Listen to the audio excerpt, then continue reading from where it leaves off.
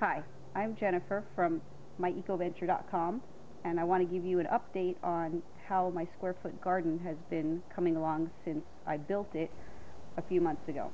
Building the square foot garden was really easy. We even were able to use recycled materials from my kids' play set, so we didn't have to spend a lot of money. And once we got it all together, it was just a matter of putting seeds in the ground. Setting up the square foot garden is really pretty easy, and I have a tutorial, step-by-step tutorial with pictures on my website at www.myecoventure.com, listed under my microfarm. So this is the first plant that I had a lot of success with. This is collard greens, and I have been picking and eating from this particular plant for quite a while now. We've had a bunch of different meals from it, and it just does really well in my climate, so it probably be different in your climate. Then another thing that is doing well so far is the cabbage. This is my first attempt at a cabbage. In a lot of respects, it's my first attempt at farming, and it's been really easy, and I've had a lot of success, so I'm happy about that. Not everything works, though. I've learned that, for instance, beets don't really like either this square or this climate, or I planted them too early or too late. I have no idea, but it didn't work out for me. Here I've got some Swiss chard that's coming along nicely, different color ones. And this is, oh my gosh, I forgot, maybe a broccoli or, nope, this is a cauliflower. And the head is coming along. It'll happen in there eventually. I see a tiny little white spot in the middle. Another standout in this garden is kale. Tons of kale. My climate's very well suited for leafy greens, so I've got leafy greens for my green smoothies and for my soups and for everything you would use leafy greens for. I've also had my first go around with radishes, which I never knew I liked so much until I started growing them, and then I found out that I love them. This one is a daikon radish, the long white type. Well, this one's not that long. Some of them were. And the thing about radish that's wonderful is you plant it, and in about 3 weeks you have something to eat, which is probably the quickest farming that anybody could do. And I just love them. Even the tops are good. Got some parsley here. Got some cilantro over here growing nicely. And it's kind of hard to see, but these are green onions that are coming along nicely too.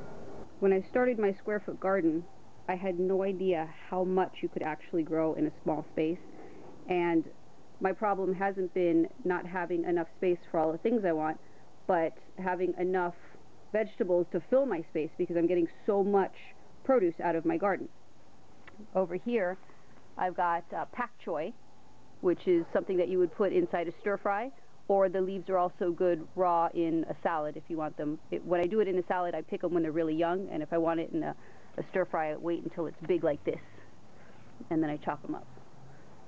More green onions. I gave another go around with beets because it didn't work for me on the other side of the garden, and it looks like it's not working on this side of the garden, so you know, you have to learn what does and doesn't work. This is going to be another cabbage, and you can see on this side of the garden, because the plants are not as big yet, there's weeds in between, whereas on the other side of the garden, where the plants have really filled their spaces, there's not very many weeds. This is a little butter lettuce, and over here we have some pak choy that I let go to flower because my kids like to eat the flowers. So, you know, you can do that too if you want. You don't have to harvest every single thing the way that it's normally done. More cauliflower happening over here. And gosh, I think this is Brussels sprouts. Yeah, Brussels sprouts here eventually.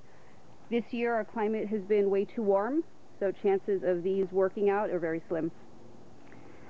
In this area, you can't, you know, some of these empty squares, you wonder why are they empty. Well, it's because last week I came and harvested what felt like a bushel of carrots from here and from one of the squares on the other side.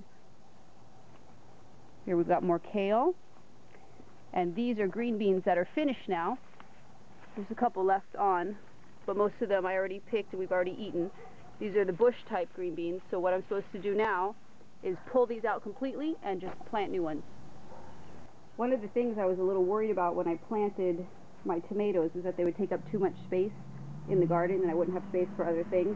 but like I mentioned earlier, I've got more space than I know what to do with, so it really hasn't been a problem. I have them staked up so that they're not trailing across the ground, and we've got some tomatoes here, and over here, another cluster of tomatoes, and over here, there's more tomatoes, and more tomatoes will be popping up as we go. So as you can see, the plants are growing big, and we're getting plenty of actual edible produce out of it. There's a lot of empty squares there in the garden right now, and really that's a matter of being organized, which, you know, this is my first attempt, so I'm working on it, of succession planting. Once you pull something, you need to plant something else. Otherwise your square is empty and not producing for you. But all in all, it's been a great experiment.